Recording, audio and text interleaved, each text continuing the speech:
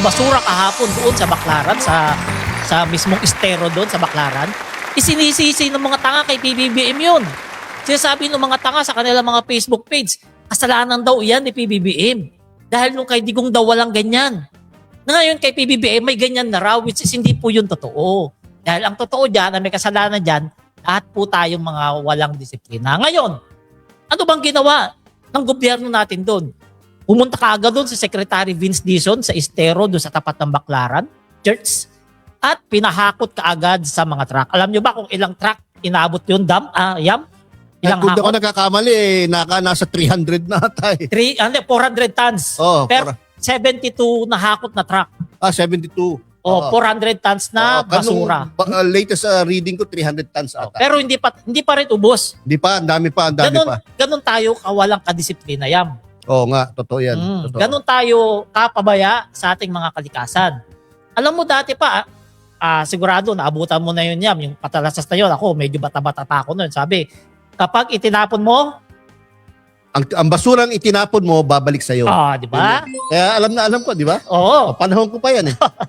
O yan. Yan po, matagal na po commercial yan. Matagal na po yan.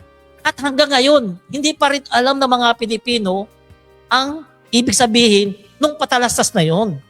Alam mo, sabi nga ni PBBM di ba? Yung basura, pwede pala gawing i-convert ng energy. Oo. Totoo. Pwede pala yun. Kaso anong ginawa ng mga tukmol? Pinagtawanan si PBBM kasi hindi abot ng utak nila yung knowledge si PBBM patungkol sa pag-recycle ng basura pwedeng gawing kuryente. Oo. Actually, kahapon, nung nakita ko nga yung tungkol sa nangyari sa Parañaque na tambak ng basura, no? Parang sea of garbage ang nangyari doon. Napaisip ako at nag-content nga ako sa aking sariling FB page. Sinasabi ko, meron na tayong garbage crisis. No? Dahil obvious na itong mga garbage na to ay talagang nagkaklag sa ating mga estero, sa ating mga rivers, sa ating mga drainage systems. Kaya may mga lugar talaga na matindi ang baha. No? Dahil yun nga, walang patumangga, na napakaganda na Tagalog ko, walang patumanggang pagtatapon ng basura. No? Left and right ang pagtatapon ng basura. At kadalasan, hindi lang basta-basta plastic o ordinaryong basura ang tinatapon sa ating rivers and esteros. No? Alam mo ba palerista, coffee, ultimong mga furnitures, refrigerators, Sopa, kama, nakikita sa ating mga estero at rivers, no? Ganyan tayo kawalang hiya, no? Pagdating sa pag-manage ng ating basura. At sa palagay ko, gaya nga rin sinabi ko, at ito nasuggest ko na rin sa aking mga contents, no? Palagay ko panahon na para talagang mas higpitan pa ang pagpatupad ng waste management dito sa ating bansa. Dahil kung ganyan na ng ganyan, kahit gaanong kalaking pondo pa ang ilat natin sa flood control system ng ating bansa, no, magkakaroon pa rin ng pagbabaha dito sa ating bansa. O Jo, nandyan ka yata sa tapat ng estero na yan, natatanaw mo ba? Napansin mo ba yun? Kung may basura pa ba? Actually, malapit yan sa Senado, yung pinunta ng ating presidente kanina sa may Jokno Avenue, no, yung nilinis nila. Susugan ko lang din yung sinasabi ninyo kanina patungkol diyan sa pagiging disiplinado. Yung Metro Manila Council, no, may mga proposals ngayon na taasan yung penalty doon sa mga tao na magtatapon ng basura kasi napakababa po ng penalty. Ang ibang lungsod, 500 lang po yan. Yung iba nasa 2,500. So yung mga pinag-uusapan ngayon, iangat yan sa 5,000 pesos para kahit papano yung mga residente, lalo na po yung malalapit doon sa creek, kahit papano, no, matakot na magtapon ng basura. Kasi you have to remember, no, yung mga basura na yan, sila din po yung dahilan kung bakit mabilis na nasisira o hindi gumagana yung mga pumping stations. Diba? Kasi nababarahan yan O halimbawa, may sofa, may mga kahoy doon, may mga furnitures dyan. Sila yung isa sa mga sumisira sa mga pumping stations. So yung punto dyan, kahit gaano karaming pumping stations ang itayo natin, kung mayat maya masisira yan dahil sa mga basura, babalik din po sa atin yan. Diba? So malaking factor dito yung disiplina talaga. Hindi ko alam kung sabi nga ni MMDA General Manager, makikinig siya no? Ano ba yung solusyon ninyo para ma-resolve natin itong problema na to? Kasi wala parang walang nangyayari sa atin. Ang problema pa sa ating mga Pilipino, magaling tayong manisi. Isisisi lahat natin sa gobyerno, walang flood control scams. Though totoo naman na may mga korupsyon, pero lumalala yan dahil sa kawalan natin ng disiplina, natapon dito at tapon doon. Tayo din po yung nagsasuffer. Yan. Tama naman yung sinabi mo. Alam mo, sino ba yung artista nagsabi nun? May nagsabi na artista ba yun na sinabi dapat yung mga nakatira sa estero, dapat alisin kasi kadalasan sila naman talaga nagtatapon eh. Di ba may mga nakikita nga sa camera mismo ng MMDA, mga nakatira sa gilid ng estero, ng mga sapa, ilog, nagtatapon talaga ng basura. Kung 500 lang naman talaga rin yung multa, kayang-kayang bayaran yan. Kung gawing 5,000, di ba? Kahit paano mag-iisip ka. Kapag napatunayang DDS ka, 10,000. Di ba? Mas malaki. Oo, syempre. Di ba? Di ba? Parang talaga matakot. Kasi karamihan naman talaga. Karamihan talaga. Karamihan talaga sa mga walang disiplina, DDS. Tanggapin natin yan. Pang-release ko yan. Palirista ako, no? Ganito. Nabanggit kasi ni Pangulong Bongbong Marcos na dapat ang mga LGUs magkaroon talaga ng sistema sa pagkuha ng mga basura. At yung mga tao, yung mga bahay-bahay, magkaroon din ng disiplina sa pagtatapon ng basura. Ang sabi ni President Bongbong Marcos, magkaroon ng sistema na meron talaga silang paglalagyan ng kanilang mga basura para hindi na sila kung saan nagtatapon. Ngayon, ganon. Pero kung magagawa ng LGUs yun, ang suggestion ko nga, taasan ng penalty para sa mga individuals na mahuhuling nagtapon ng basura kung saan-saan o hindi sa tamang lugar. Kung hindi kayang bayaran yung penalty na mataas, gaya ng sinabi ni Ka-Coffee na taasan yung penalty, gawing 5,000, dapat may kulong kapag hindi kayang bayaran. No? Di ba? Kunyari, 30 days. No? 30 days na kulong. Ngayon, taasan din ang penalty sa mga private enterprises, sa mga businesses kasi malakas din magtapon yung mga yan eh. No? Kapag hindi nanunood ang gobyerno kung saan din nagtatapon yung mga private enterprises na yan. Kaya yun, mas sigpitan, mas mataasan lalo ng penalty sa mga ganyan. No? At yung mga opisyal ng mga kumpanya na yan o kaya mga enterprises na yan, kung may-ari man yan, kung sole proprietorship o partnership, dapat malaki ang penalty at may kulong. Para talagang once and for all, masolve ang indiscriminate na pagtatapon ng basura dito sa ating bansa. Kasi isipin nyo yan mga ka-BBM ha, yung napakaraming basura na yun, babara talaga. Gaya kahapon, di ba? Pumara na, hindi na dumadaloy yung estero, yung tubig dun sa estero na yun. Kasi tambak na ng basura. At meron pa sa ilalim yun yan, hindi lang sa ibabaw yun. Kasi nakita nyo ba yung nahakot, yung backhoe? Hanggang kay ilaliman ng estero na yun. Umaabot yung kamay ng backhoe. Paglutang ng kamay, ayun, daming basura. Palirista, nakita mo ba yung mga tao na yung mga trabahador ng MMDA sa DPWH? Yung mga kinukuha nila sa ilalim, yung manual na pagkuha, mga nakukuha nila puro kahoy, yung mga malalaking items, yun ang inaangat nila. No? Kasi nga, talagang hindi kaya lang ng backhoe lang eh. Kaya kailangan pati may manual labor pa para matanggal talaga lahat ng mga nandun sa baklaran na na yan. Ang tawag dyan? Spillway ba tawag dyan? Anong tawag doon sa ano? Estero? Ganun? Idagdag ko na rin, no?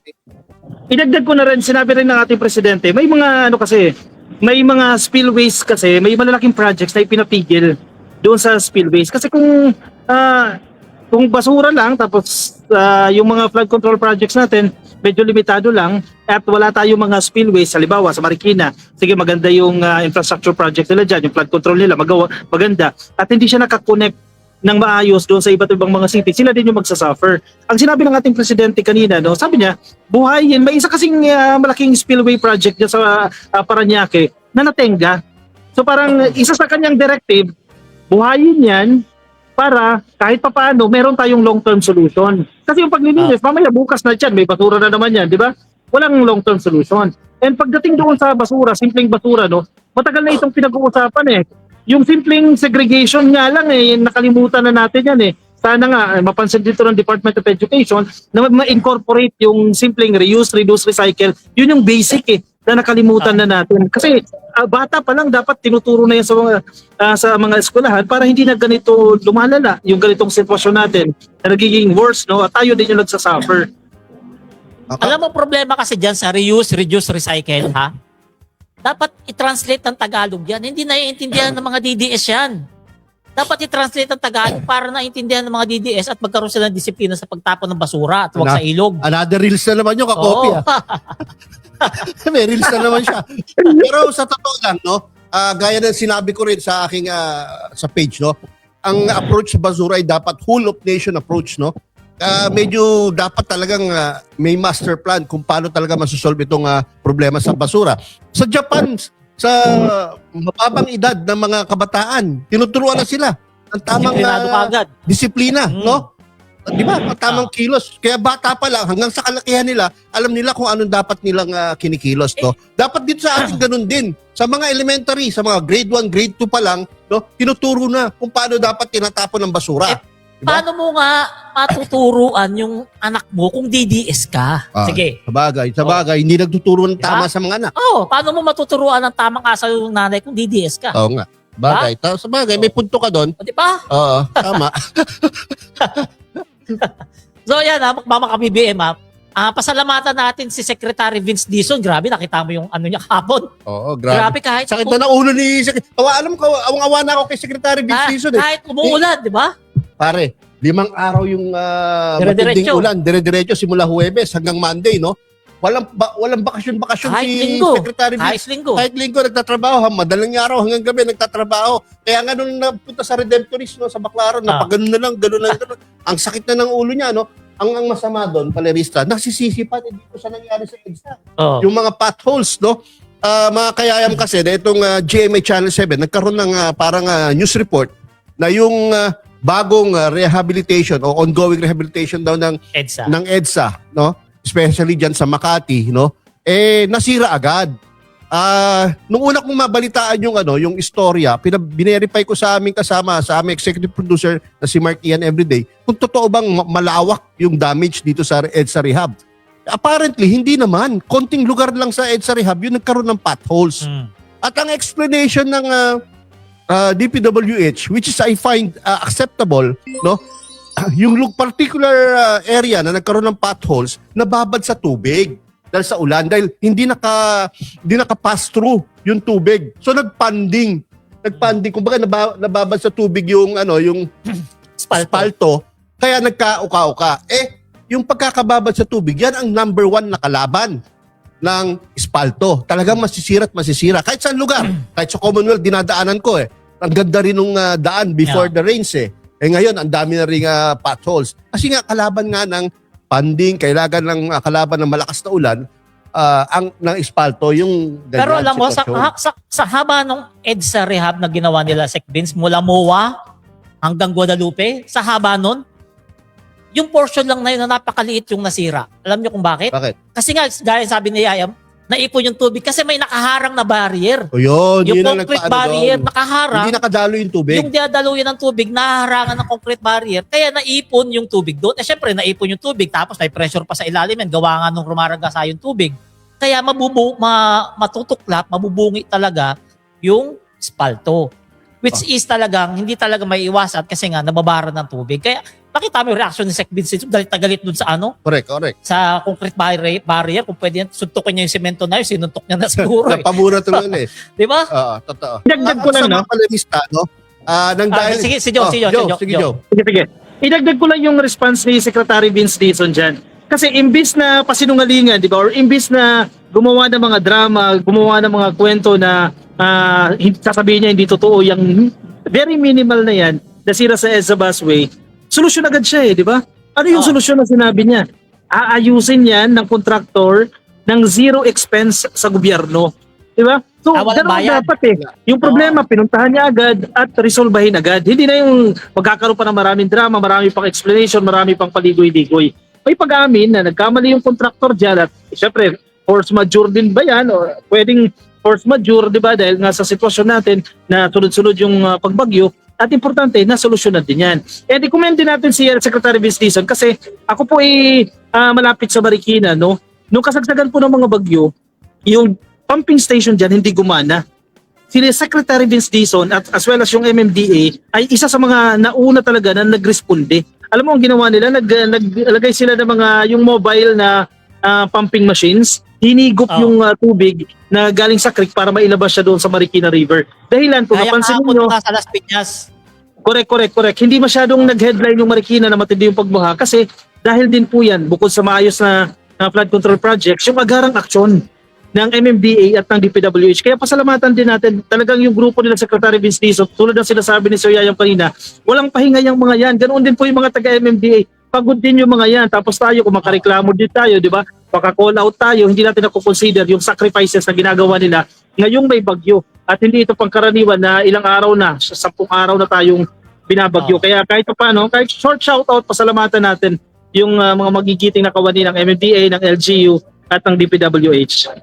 Alam nyo, ka-coffee panelista, kahit ganun kahit sub-sub sa trabaho itong si Secretary Vince Dizon, sila General Torre, MMDA, DPWH, no? Ang dami pa ring naninirang mga DDS. No? Katulad na lang dyan sa EDSA rehab na yan. Alam mo ba, sinilip agad yung kontrata ng rehab na yan. At sinasabi, kaya naman pala daw ganun kabilis masira, napaka-baba daw nung espalto na nilagay. Kapal-kapal kaya yun. Yung kapal. Hindi, ang sabi nila, dapat 0.5 meters daw. Nasilip yon. Yung sa kontrata, 0.5 meters. Meter. Gano'n ka taas yung 0.5, pare? 1 metro ganyan kataas. Diba? So, 0.5 doon kalahati. Kulang nga sa aral. Katangahan ng DDS yun. Semento yung tinutukoy nila, semento. Katangahan nga ng DDS. Ang standard po na taas ng espalto, na pag-alaman ko sa DPWH, 4 inches lang. Kaya acceptable yung reason nila na talagang typographical error lang yung nakita nila o kung saan man nila nakita yon na dapat ang nilagay na espalto sa EDSA ay 0.5 meter or 1/2 meter, no? Which is mga ganyan kataas. No? Kalokohan po yun, no? Ito, tingnan niyo sa camera, no? Ganyan kataas. Kalokohan Isa't kalahating ruler. Kalokohan po yung maglagay ng espalto na ganyan kataas, no? Hindi po totoo yun. Kasi ang semento ay isang ruler, yung kapal dapat. Oo, yung semento yun. Saka wala tayong nakikita ng espalto, ganun kataas din nilalagay. So, kalokohan yun, ano? Pero, in fairness po sa gobyerno, hindi dahil sa sinusuportahan namin si Pangulong Bongbong Marcos at sila Secretary Vince Dizon, no? Ngayong itong nakaraang mga ulan, sinabi natin 5 araw na tuloy-tuloy, di ba? Yung ulan na naiproduce past 5 days, no? Supposedly, ulan na yun sa buong August 2026. Yun na yung projection. Pero sa 5 araw lang binagsak. Pero kahit ganun pa man, maraming lugar po sa Metro Manila, no, na dating binabaha ng husto, katulad ng Marikina, Quezon City, Las Piñas, Araneta, no, na hindi na masyadong binaha or kung bumaha man, napakababa lang at mabilis humupa. Katulad yung sinasabi ni Palerista sa G. Araneta. Dati po umaabot sa 2 palapag ang baha dyan. Lubog ang mga kotse dyan. Wala. Ngayon, nagkaroon ng konti pero hindi po umabot sa tuhod. At ang bilis po humuhupa. 1 oras, 2 oras pa lang humuhupa na. Tapos dyan sa Provident, Marikina. Ay, naku. Yung kaibigan ko dyan nakatira, no, umaabot ng 2 palapag din ang baha dyan. No? Ngayon po, hindi binaha yung Provident. No? At maraming lugar dyan sa Marikina na hindi. Sa Las Piñas, ganun din. Yung mayor sa yung congressman na mismo nag-report kay Sec. Vince Dizon na may kasalanan ka dito. Pabiro pa nga eh. Sabi, may kasalanan ka dito. Hindi na masyadong binabaha itong lugar namin. Parang pabirong binati si Secretary Vince Dizon. Dahil, totoo naman, no? Dahil sa mga interventions sa ginawa ng DPWH sa utos ng Pangulong Bongbong Marcos, hindi na masyadong yung maraming lugar. Ako lagi ko nga sinasabi sa mga bashers nila PBB, pati ni Secretary Vince Dizon na yung sa babaha na yan dito sa Luzon, dito sa Metro Manila, sabi ko nga kung yung ulan dito sa Metro Manila na napakalakas, 10 araw na talagang napakalakas, walang hintuan, nangyari doon sa probinsya ng mga buhaya, burado na sa mapa ng Pilipinas yun. Talaga. Diba? Burado na yun. Yung probinsya ng mga buhaya na yun, burado na yun. Totoo. Palibasa, maganda yung mga ginawa rito ni Secretary Vince Dizon sa pangunguna ni PBBM sa mga flood control. Kaya umuhupa kaagad yung baha. At hindi matagal na nalulubog yung Metro Manila sa baha. Kung doon sa mga probinsya ng buhaya, ay nako, wala na. Views na naman tayo niyan. Kaya nga.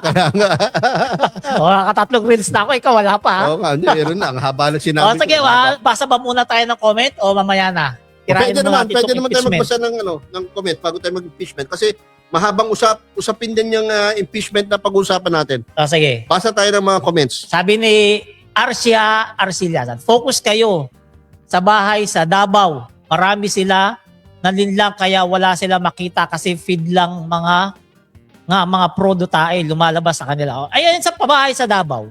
Sabi ni Sarah, kanila raw yan. Oh. Ba't hindi nila pineflex dati? Bakit hindi nila pinapakita yung mga picture? Yung mga video ng mga building na napakagandang maraming kwarto para sa kababayan natin, ba't hindi nila pinapakita?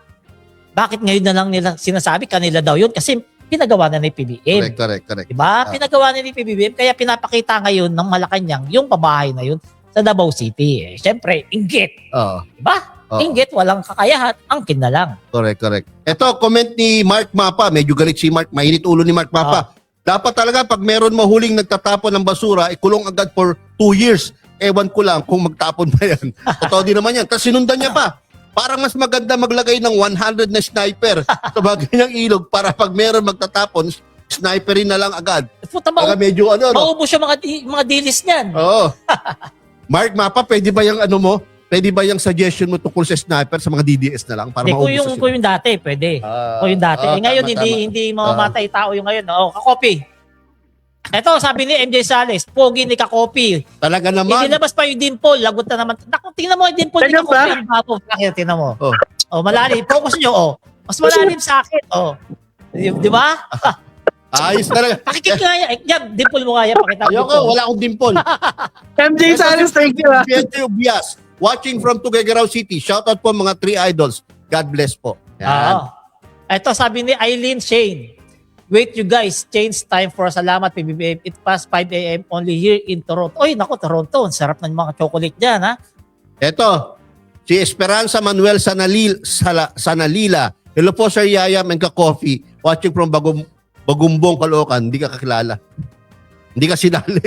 Sino ba? I-kick na yun. Sige, Okay, dito tayo sa mabusising impeachment na to, ha? Eto, nakikita na natin ngayon, ha? Yung mga dagdag, ha? Yung mga nangyari kahapon, mga dagdag kahihiyan ni VP Sara.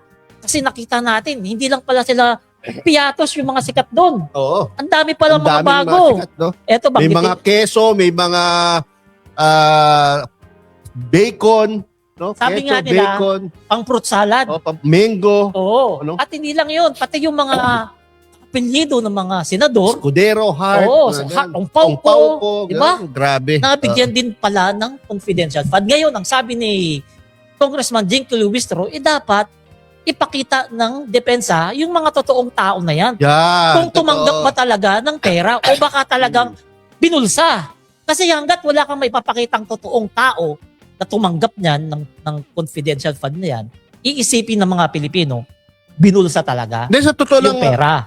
Palirista Kung talagang gustong magdepensa ng tama nitong kampo ni VP Sara Duterte, ipakita niya lang yung mga totoong tao na yan tapos ang boxing Matatalo matatalo prosecution Paya yan. yung prosecution. Kaso, the fact na doon pa lang, sa Quadcom pa lang, doon pa lang sa investigasyon ng House of Representatives at sa House Justice Committee, hindi talaga nila mai-present Nag-evade sila sa pagsagot sa House of Representatives. Kaya umabot tayo sa impeachment trial. At ngayon, nasa impeachment trial, hinahamon pa rin natin si VP Sara Duterte na magkaroon ng lakas ng loob, no? Na ipakita niya sa taong bayan na hindi siya magnanakaw, hindi siya sinungaling. Di ba? Ipakita niya, pakilala niya yung mga tao na yan, no? Once and for all, ma-resolve ang question sa mga isipan ng ating kababayan na may totoong tao na pinagbigyan ng mga confidential intelligence funds. Bukod doon sa fruit salad, banggitin na lang din natin yung mga apelyido ng mga sikat na politiko. Nabanggit din dyan sila Revilla, sila Lapid, sila Ontiveros, at pati si Jokno. At almost similar yung kanyang pangalan. At sinabi nga ni Jokno, na kahit kailan hindi siya tumanggap ng confidential funds na yan. Isa po yan sa naging highlight kahapon na talagang nadiin talaga si Sara Duterte. At kanina din, ganoon din ang nangyari. Actually, yung mga abogado ni Sara Duterte, pinagtatawanan na lang talaga. Kasi bakit ganun? Bakit yung simpleng pag-oo niya, yung pagsabi niya na ina-allow yung misleading questions, kumbaga basic yun Alam yun ng mga law students, definitely alam ng mga abogado yan na sa cross-examination, bawal po yung mga misleading questions. Pero in-insist nitong CPA lawyer pa naman, na si Attorney Ferrer, na pwede daw po yan. At kanina nakausap din namin si Panelo kasi nandiyan tayo sa impeachment hearing, no. Kasama namin siya sa lamesa, no. Kasama namin siya sa table at nagkaroon ng chit-chat, no. At ang sinasabi niya, bata kasi. Bata. So alam niyo naman kapag sinabing bata, ibig sabihin inexperience o kulang po sa karanasan. Pero actually, tiningnan ko yung profile nitong Attorney Ferrer. Hindi siya bata kasi ilang taon na yung kanyang karanasan Parang 15 years na siya sa practice. Oh. Pero bakit ganoon pa rin yung kanyang asal, di ba? Malasara Duterte, the way magtanong, mga siga. Yun ang sinasabi ng mga netizens ang sisiga talaga nito Alam mo yung identity. Kanina, di ba? Kasi si Attorney Sheila Sison, nagsalita siya, di ba, na kinall out niya si Attorney Ligutan kasi bakit daw nag-post about doon sa basic information na bawal ang misleading. Nung lumabas siya ng plenary, parang galit na galit Talagang tumuturo, parang principal na naglalakad sa hallway ng eskwelahan. Galit na galit walang ngiti-ngiti. Si Sison, yung abogado ni Sara Duterte. Si Sison. Galit na galit, meron na akong video, mamaya ipopost ko yan, no? Hindi niya pinapansin yung media, talaga nakatirik yung mata, ha? Paglabas na ng plenary yan. So, anong ibig sabihin yan? Pagdating sa karakter, talagang siga, nadjadyan yung karakter ng pagiging dominant, pagiging siga nitong mga abogado na ito. Except siguro kay Attorney Michael Puga na si Chis Escudero mismo yung nagsabi na medyo mas mas kalmado ito. Kanina si Ferrer talagang negatibo yung dating Lahat ng abogado niyan ni Sara, magagaling yan. Siyempre, abogado yan Lahat yan matatalino. Lahat yan mahusay. Mahirap lang talaga ipagtanggol. Saka siguro diba? na-acquire nila yung ugali ni VP Sara Duterte na entitled brat, no? Entitled brat di ba? May comment pre Ang bobobo ng lahat ng abogado ni Sara, sabi nung Jasmine Jade. Yan Hindi kami nagsabi yan nakita ko rin yung background ni Christine Ferrer Oo. CPA lawyer yan. Talagang may magandang background yan.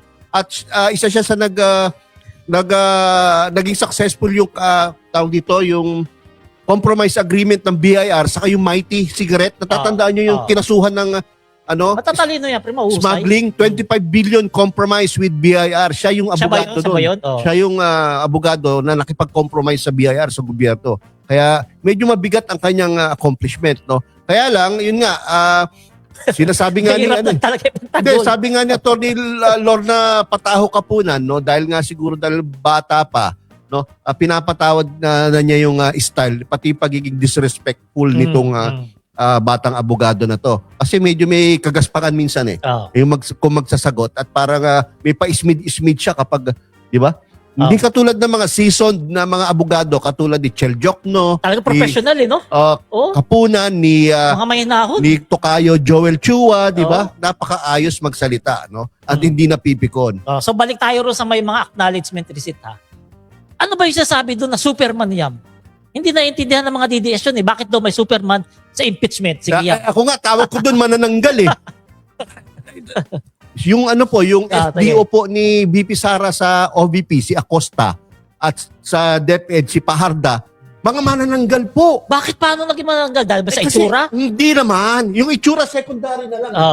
Dahil nakakalipad sila sa iba't ibang lugar sa loob lang ng isang araw. Paano nangyari yun? Gusto maraming biktimahin. Ano yun? Paano ba nangyari yun? Nandito sa Kunyari, lugar, tapos andito kagad sa kabila? Kunyari, nasa Metro Manila. Tapos makikita sa Visayas, makikita sa Mindanao. Nagbibigay ng confidential intelligence funds. Ano yun? Ibig sabihin, yung loob lang ng isang araw. Isang date, iba-ibang lugar? Yes. Paano naman nangyari talaga yun? Ayun nga, nagtataka nga Kaya nga ang explanation ang side comment ni Atty. Kapunan is Superman. Baka super girl. Oo, kasi ang bilis nila lumipad. Oo. Kasi, kaya mga ka-BBM, ang pwede lang po mag-disburse ng CIF, no? Una-una, syempre, yung head of agency. Pero yung head of agency, no, ibinigay niya yung karapatan na mag-disburse ng CIF sa kanyang Special Disbursement Officer, which is sa OVP si Acosta at sa DepEd si Paharda. No? Dapat sila lang po yung nagre-release o nagdi-disburse ng pera na from the CIF. No? Kaya nagtataka itong COA auditors dahil sa loob lang na isang araw, no, iba't ibang lugar yung pinag-disbursean nila ng pera sa OVP at sa DepEd, no, na magkakalayo.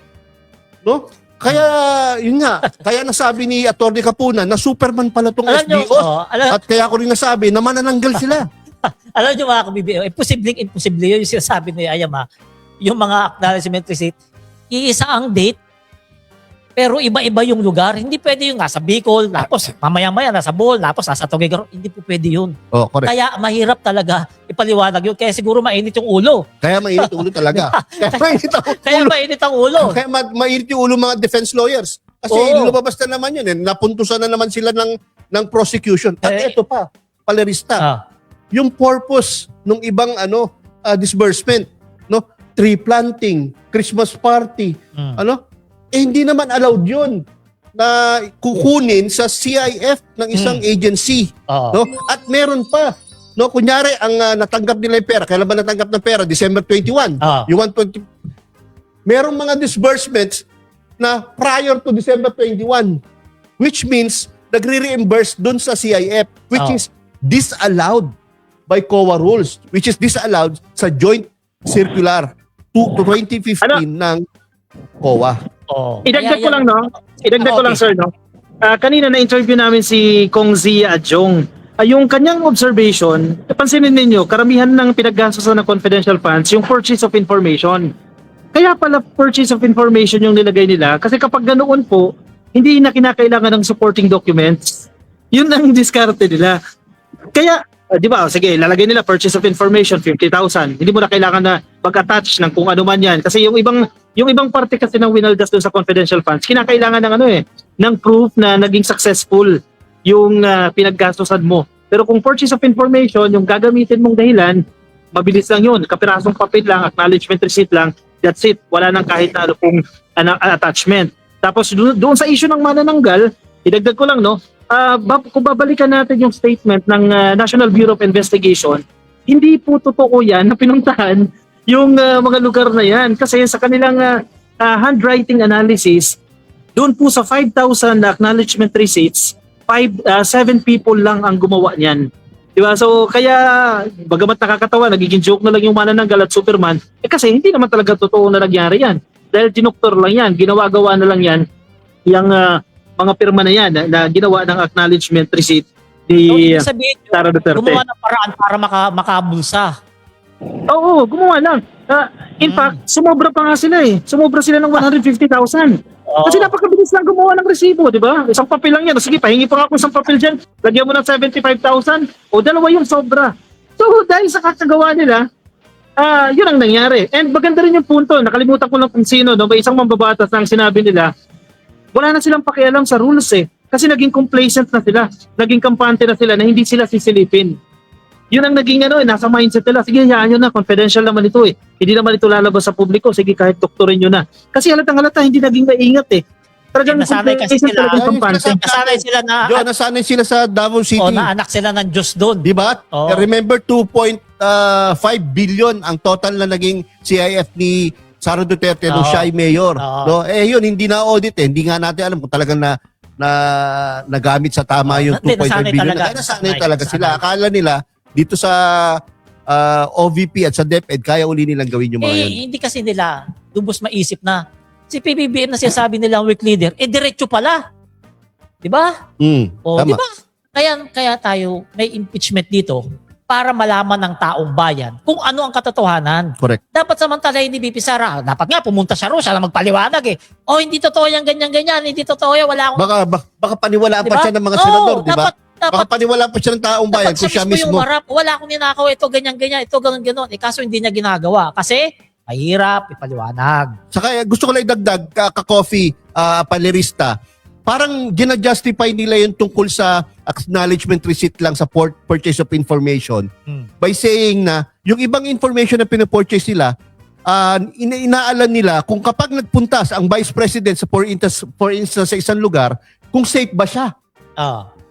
Parang mali yun, di ba, ka-copy? Kasi meron na siyang meron na siyang security detail, BPSP. 400 plus in 32. In 2022, 400 plus yan. Tapos recently, 300 plus. So, bakit pa sila bibili ng information para lang malaman na si VP Sara Duterte ay walang threat sa kanyang buhay kapag nagpunta sila sa isang lugar? So, palagay ko, ginagawa lang reason yan, alibay na lang yan, ka-coffee, na para ma-justify pa rin yung pagbili ng information ng walang mga resibo. Sino nga naman magtatangka sa buhay ni VP Sara kung ganyan karami yung bodyguard? Correct. 'Di ba? Mm. Sino? Wala, 'di ba? At saka ikaw, payag ka ba pag nagbigay ka ng impormasyon, ng mga confidential na impormasyon, mga masasela na impormasyon? Anong gusto mo ibayad sa'yo? 70,000 o 70,000 na worth na gamot? Siyempre, yung cash. O, di ba? Mukha akong pera eh. Di ba sa napunta yung gamot na yun? At saka saang drugstore binili yung gamot na yun? Kasi importante lahat yun, mga kababayan. Hindi pwedeng, bumili kami ng gamot. Ha? Yun na yun. Ang nakakatawa doon, Di ba dapat sabihin kung saan binili? Diba? Bumili ng gamot. Oo. Di ba? Walang sales invoice, walang official receipt. Oo. No? Bumili ng supplies, bumili ng tables and chairs, bumili ng computer. Pero Pwede hindi bang- makita. Pwede bang walang sales invoice at official receipt siya mga yan? No? Ibig sabihin talagang gumagawa lang ng dahilan. Yung kaya acknowledgement receipt lang ang pinapakita at yung pangalan pa doon sa acknowledgement receipts ay fictitious names kasi hindi naman totoo na talagang bumili yan. Kung ako doon sa auditor, no, ako naging auditor ako. Hindi, Kung ako sa auditor, tanong kita yan. Magpagawa ka ng bahay. Sabihin mo, ito palerista. 10,000, bili ka ng yero. Di ba? Tapos, bibili ako ng yero. Di ba? Tapos, bibigay ko lang sa'yo acknowledgement receipt, wala yung yero. Okay lang sa'yo? hindi syempre. Di ba? Oo. Ganun ang pwede mangyari dyan. Yung mga senador na yan na nag-ano pa, no? Ang dami pang question, di ba? Ang daming mga question pa naman Yung sila. iba kasi ginagamit pang grandstanding eh. Kung tutusin, yung logic ni Palerista, tama yun eh. Kung itong mga senador na ito, sila ang maglalabas ng pera, no? Kahit na nga wag na natin sabihin 125 million eh. Kahit sabihin na lang less than 1 million eh. Like, yun na lang. Papayag ba itong mga senador na to na walang resibo na ibibigay sa kanila? Walang sales invoice, walang official receipt? Ang matindi, kung resibo lang, wala yung item. Yun nga Diba? di ba? Yun ang Yun nga matindi. Resibo na nga lang hinahanap natin, walang Oo. bila yung item eh. Sinong loko-loko ang papayag nun? Di ba? Eh mas lalo na to, pera ng taong bayan to. So kaya dapat lang na mas maghigpit tayo. Kaya dapat lang maghigpit ang COA sa pag-audit ng mga dokumento. Jo. Pare, magpapaalam lang ako dahil 2 minutes na lang ako eh. Asos, Naiwan ka sa kasada. Schedule mo na yata eh. Alam namin yan. Schedule mo na yan. Kung lubang tugtugin na yan. Kaya 2 minutes na lang mamamatay. Idagdag ko lang, no? Kung sige, bakit sige. ganyan yung style ni Sara Duterte, feeling ko ang nagturo niyan, yung side din ni Digong. Kaya ganyan yan. So kung ganyan ang ginagawa ni Sara ngayon, posible na yung ginawa ni Digong, ang ingay ng ambulance. So posible yung ginawa ni Digong during his time ay ganoon din yung ginagawa ni Sara Duterte. Yun lang ha, maraming salamat po. Pasensya na kayo, 1% mamamatay na yung cellphone ko, no? Pasensya na sa inyo dalawa dyan. Pauyak sa inyo. Bye, ingat ka. Bye-bye. Dahan-dahan sa pagdadapa. Mahilig kasi magpamasayan si Joe. Yan mga kabibim, ano oras na ba? Maga pa, quarter. 5:40, oh. Hindi, sa'yo na yan. Basta tayo comment. Basta tayong comment. Ayan. Sabi ni Annabel, mabait pa nga ang COA, oh. Di ba? Sabi ni Lani Royce Stone, ayaw ni Sara siguro na pagtawanan siya at ipahiya ng kanyang sarili. Proud pa siya kung maglakad akala niya she is very important person. Ito si Levi Agkawili, father. Sabi niya, maangas pero iyakin naman pala. Sino kaya nire-refer niya doon? Si Sara o yung abogado? Ito si Ateneng Verbo. Hello po sa inyo mga sir, mga gwapo na real talk lang. Si Sara, dapat imbestigahan talaga yan. Dapat umattend siya sa impeachment niya para hindi siya sabihan magnanakaw kasi ang tingin ko sa kanya magnanakaw. Sabi ni Jaswin Jade Ulian. Ito si Charita Wakbisan. Good noon po sa inyong tatlo dyan mga Sir Idol and God bless. Siguro nasa abroad to kasi good noon eh. Grabe yung Jasmine Jade, matindi mag-comment. Parang palaban talaga. Sino? Yung bagong followers natin, matindi mag-comment. Anong pangalan? Jasmine Jade mukhang palaban ha. Ano sabi niya? Ayun nga, sasabi nga niya na talaga magnanakaw daw si Sara. Oo. Ako matapang yun. Matapang yun. Oo nga. Mukhang palaban talaga eh. Mukhang palaman. Sige yan. Okay, mapunta tayo sa nangyari sa ginawa ng DOJ. Alam mo na ba yun? Nabalitaan mo na? Na ano? Sinampahan na ng kaso Nako, for kulong na grave yan. threats, Nako, kulong. no? Si VP Sara Duterte, Oo. no? Baka ng this year, kulong yan pre. This year. Department of Justice sa Quezon City Regional Trial Court. At anytime, no? Posibleng maglabas ng warrant of arrest kay VP Sara Duterte. Oo. Medyo ano yan, medyo Alam- masalimuot na issue na naman yan kasi sasabihin nila, hindi pwedeng kasuhan si VP Sara Duterte. Mali po yun.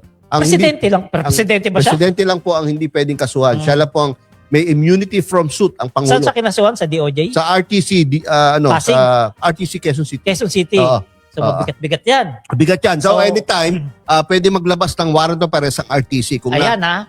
nakita na nila na talagang dapat siyang issue ng warrant Yung of sa arrest. death threat yan kay PBBM. Yes, kay Ako. First Lady Liza Araneta Marcos saka kay former Speaker Martin Romualdez. Alam mo, yung pagkaso kay BP Sara dyan sa RTC sa Quezon City, tagumpay ng Pilipino yan, ha? Correct. Kasi maliban sa impeachment, may pinoproblema pa siya na isa. Kasi sa impeachment, kung malusutan niya yung impeachment, meron pa siyang isang problema na may kulong. Ba? Kasi Tama. yung impeachment, tanggal lang siya sa pwesto. Kung malusutan niya yon, meron pa siyang isang kaso na kulong. Totoo. Ba? Oo, totoo. Ay, yan ang regalo sa atin ngayon ng Diyos. Ang ano dito, Sa taong bayan. maganda dito, Palerista, grave threat niya, ginamit niya na yung cyber, no? Ginamit niya yung threats niya using internet, using cyber technology. Kaya kung ano man magiging penalty niya, one step higher. No? Kunyari, assuming grave threat is kulong ng 2 taon, no? Mas mahaba ang magiging penalty niya dahil nga one step higher ang kanyang penalty dahil gumamit siya ng cyber technology. Oh, alam mo, etong dito natin makikita na sa panunungkulan ni PBBM, wala ritong mataas wala ritong VIP. Walang VIP, walang mas mataas sa bossing-bossing, Oo. Walang sino-sino yung Correct. batas natin ngayon kay PBBM. Ngayon lang nangyari yan, no? Sino-sino. Ngayon, Ngayon lang nangyari sa saan ka panulan ni naman Pangulong. nakita Vice President kinasuha sa RTC? Wala pa. Ba? Correct. Ba? Kasi- Matindi talaga. Kasi ito lang Vice President na magnanakaw eh. Comment ba yun o ano mo yun? Real ko yan. Akala ko, comment na naman eh. Ito lang Vice President na entitled brat eh. Nakala niya lahat ng gusto niyang gawin, pwede niyang gawin. Oo. Di ba? So, Kaya ayan, nagkakaproblema tuloy siya. alam mo, At by the way, Palerista ang kaso niya yan. Kaya naisang pa sa RTC yan. Kasi ang sabi ng DOJ, itong grave threat niya, no, ay nakitaan ng prima facie evidence with reasonable certainty of conviction. Ibig sabihin, malakas na malakas ang ebidensya na siya ay mahatulan dito. siguro, magiging basehan na ng judge dyan, yung mga testimony sa impeachment. Yung article 4 ng grave threat. Oh, pwede, pero kailangan pa rin iharap sa korte yung mga yan. Ngayon- Kailangan pa rin iharap. Sino kayang abogado niya yan? Iba o pareho? Siguro Baka pa- iba yan, no? Same law firms din siguro. Fortune Narbasa pa rin Isipin siguro. mo, ang hirap ng kalagayan ni Sara, no? Oo. May impeachment, tapos may kaso sa RTC. Oo. Sa RTC, tingin ko, hindi abutin niya ng ngayong taon to, madidesisyonan niya ng warrant of arrest. Palerista, hindi lang yan. O, di ba? May pending investigation siya sa the Ombudsman. Meron pa. Oo. Meron siya mga plan. Yung COA, Walang piyansa na naman yun. audit result, nasa Ombudsman na yan. So, yun ang mga hinaharap ni Sara Duterte. So, basa ba tayong comment o diretso muna? Diretso na natin. Sige, Ano sige. next topic natin? Yun. Yung National Expenditure Program, no? Na isubmit na kahapon ba? Tama, kahapon. Nagkaroon na po ng turnover ang Department of Budget and Management dahil sa napirmahan na ni Pangulong Bongbong Marcos yung NEP, National Expenditure Program, at tinurn over na sa House of Representatives at sa Senate kahapon. Oo. Okay? At yan, magkaka-after na may turnover yan, magkakaroon na naman ng mga hearings sa budget yan. So, isipin mo yan, 7.2 trillion. Yes. Pinamalaking budget sa kasaysayan ng Pilipinas ang magiging budget natin next year. Oo, mas taas ng 6% kumpara sa 2026 So, budget. napakalaking pera niyan. Yes. Isipin mo kung si Sara presidente niyan. Baka, Ganyan kalaking pera nga hawakan niya. baka lahat niya, ibulsa Baka niya. point to na lang mapakinabangan. 7 trillion ibulsa, no? O, di ba? Sabi nung J.J. comment yun, hindi ko sinabi yun. Hindi mo sinabi yun. Comment yun. Para nga, tama, nabasa ko dun. Oo. So ngayon, etong NEP na to, ito yung magiging budget natin next year. Yes. Ito yung mga 2027. ahensya ng gobyerno na may mga binigyan ng budget na mula sa mataas hanggang sa mababa. Una, DepEd, 976 billion, which is dapat naman talaga. Correct. DPWH, 644 billion. DOH, yan, importante rin to, 353 billion. DILG, 332 billion. Department of National Defense, 328 billion. DOTR, 302 billion. Department of Agriculture, 261 billion. DSWD, 241 billion. Higher Education, 176 billion. Judiciary, 86 billion. Yung iba, top 10 lang yung binasa ko. Yung iba, Top hindi ko 10 na lang sinama. binasa ko. So ano ang masasabi mo yan? Na mataas yung budget ng edukasyon. Dapat lang ba yun? Dapat lang mataas ang budget ng education dahil sa yan ay nasa constitution, Oo. no? At merong pag-aaral ang United Nations na dapat a certain percentage of our national budget ay mapunta sa education. Kung di ako nagkakamali, 5% ata. 4 or 5% dapat ng ating budget ay mapunta sa education para yung ating mga kabataan, yung ating mga estudyante ay magkaroon naman ng magandang edukasyon at hindi tayo mahuli sa ating mga competitors sa ASEAN or sa Asia. Sabi ng mga ugok ng mga DDS, palubog na raw yung Pilipinas. Kung palubog yung Pilipinas, bakit pataas yung budget natin? Ay, Palerista, in fairness sa ating gobyerno, no, nakaka-kolekta ng record revenues ang ating BIR. Yung BIR, for the first time, nakakolekta ng 3 billion. 3 trillion. No? Tapos, ang customs, for the first time, makakolekta sila ng 1 trillion. No? Kaya, magandang performance. At even yung mga GOCCs, government-owned and controlled corporations, nakapag-remit sila sa gobyerno nito lang nakaraan ng 154 billion. Kaya talagang in terms of collecting revenues, no, mataas talaga ang nakokolekta ng ating pamahalaan, no? Kaya lang, no, kailangan pa rin umutang kasi meron tayong mini-maintain na growth targets at hindi natin mamimit yung growth targets na yon kung hindi na natin tataasan yung budget ayon sa programa ng gobyerno, di ba? Hindi pwedeng yung budget ngayon 2027 ay mas mababa sa 2026. No? Kasi kapag ganun ang mangyari, no, yung wala tayong growth na hinaasahan sa 2027, hindi pwede yon. Dapat ang ekonomiya natin lumalago palagi. At lalago lang ang ating ekonomiya kung tayo ay naglalagay ng budget sa mga iba't ibang departamento, sa iba't ibang programa ng sapat, no? At magpo-provide ng growth sa bawat sektor na kailangan ng budget.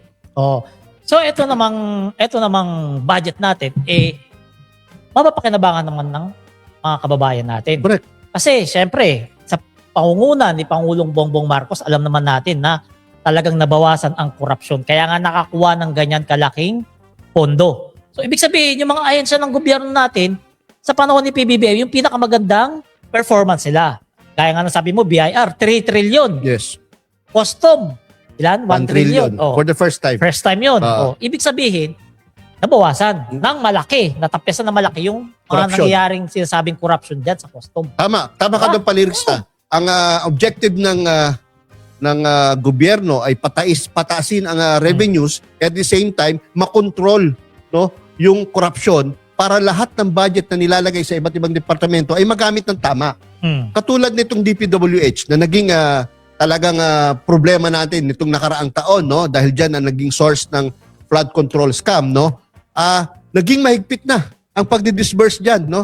Especially dahil sa mga utos ni Pangulong Bongbong Marcos at ni Secretary Vince Dizon. Mahigpit na ang DPWH when it comes to disbursements. At as a matter of fact, ang budget lang ng flood control for 2027 ay nasa 107 billion lang. No? Hindi katulad ng mga nakaraang taon na talagang daan-daang billion, no? Ito, mababa lang, 107 billion. At kung magagamit sa tama itong flood control budget na to for 2027 ay malaking bagay sa ating bansa. Feeling ko naman magagamit talaga yan. Hindi papayag si Secretary Dizon balahurain uli yung budget na yan. Correct. Hindi siya papayag na buhayahin yung budget na yan. Correct. Dahil kilala natin si Secretary Dizon, ha? Talagang straight na secretary si Sec Dizon. Kita mo kahit linggo nagtatrabaho eh. Oo. Diba? Ang aga nagtatrabaho. Kahit na mabasa ng ulan. Isa alas 4 ng madaling araw nagtatrabaho na. Kaya kay Secretary Dizon, alam ko nanonood ka kasi idol mo kaming 5 rito. Mag-vitamins ka, Sec, ha? Hindi ka pwede magkasakit. Oo, diba? bawal magkasakit. Bawal magkasakit, Sec Beans, kasi maraming umaasa sa'yo. Pwede magkasakit, Sec Beans. Oo, tama. Ayan, no?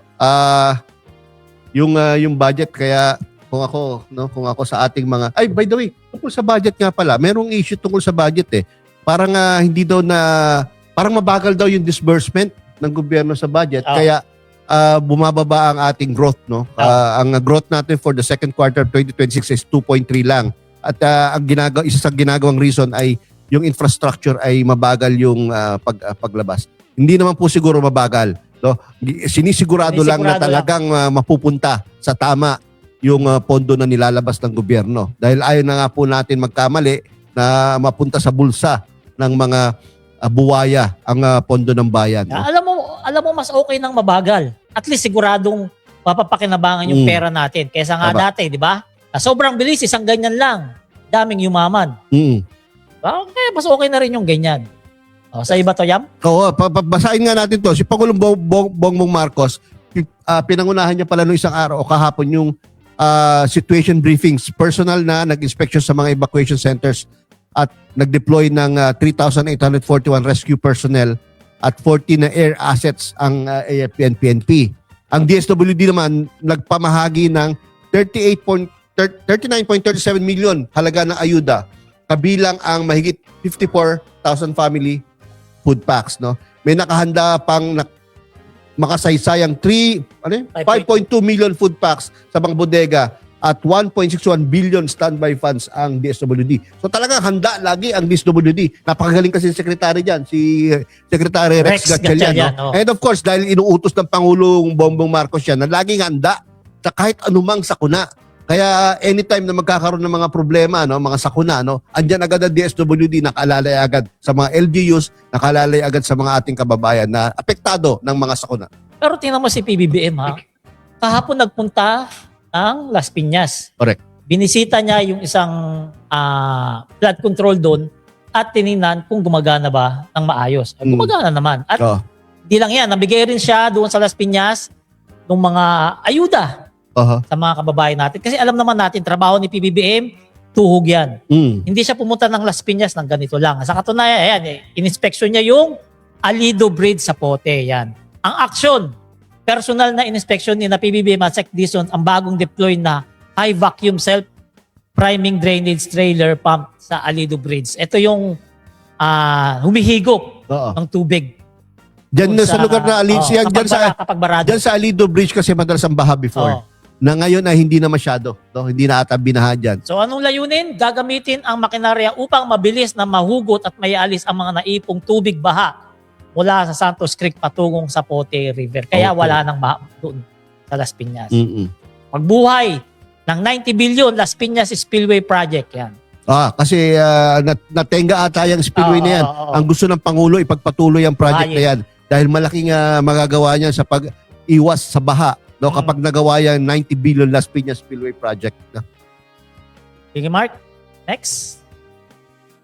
Yan. Sabi ko nga, pagbisita ni PBBM sa evacuation center sa Verdun Covered Court, yan. Ang action ay matapos ang inspeksyon sa kalsada. Nagtungo naman si PBBM sa Verdun Covered Court sa Barangay Pamplona 3 upang kamustahin ang mga lumikas na pamilya. Yan. Nagbigay ng ayuda si Secretary Rex Gatchalian na saksihan ng Pangulo ang pagbabahagi ng mga pamilya ng food packs, sleeping kits, hygiene kits, at tig 10,000 cash finance. Hindi tayo nakakasama dyan. Hindi tayo nakakasali dyan. Diba? Oo nga. Hina ng radar natin Yan. Para sa apektado ng habagat at bagyong Luis at Maymay. Maymay ba yung pangalan ng bagyo? Dalawang bagyo yan tapos habagat pa. Kaya talagang malakas no? Grabe, sana wala na yung bagyo. Kaya nga, totoo. Naminis na pumasok ng anak ko Oo nga. Talaga. Talaga lang. Joke lang yun. Joke lang yun. Malungkot nga kanina. Nagplantya na lang ng damit kasi papasok na malungkot na. Bad trip. Bad trip. Mainit ulo nun. Sigurado. Next topic natin. Basa muna tayo. Kay Jonah ba?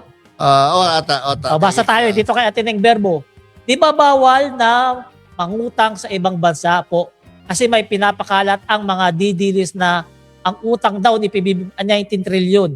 Ang ginawa nila lahat ng utang sa nakaraang Pangulo. Alam niyo po mga kababayan, huwag niyo kakalimutan si Digong ang pinaka award-winning na pinakamaraming inutang.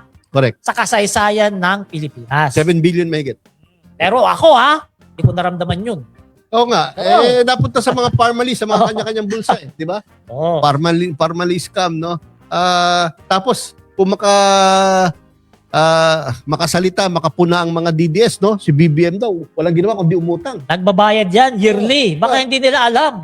Kailangan umutang ni BBM kasi kailangan bayaran yung mga utang ng mga nakaraan dahil ang laking utang ng iniwan ng mga nakaraang administrasyon, no? Ito, galing kay Manong Lino de la Cruz. Sa kasong isinampa ng DOJ laban kay Sara, sisigaw na naman ng mga DDS ng political persecution. Kahit anong sabihin nila, ay impeach at o kaya makukulong. Kahit anong sabihin nila. Ito si Erico Chenzo Castañeda. Mas okay lang na mabagal. Ika nga ang sabi, slowly but surely. Oo. Tama. Sabi ni Enrico Chenzo Castañeda. Yun na yun.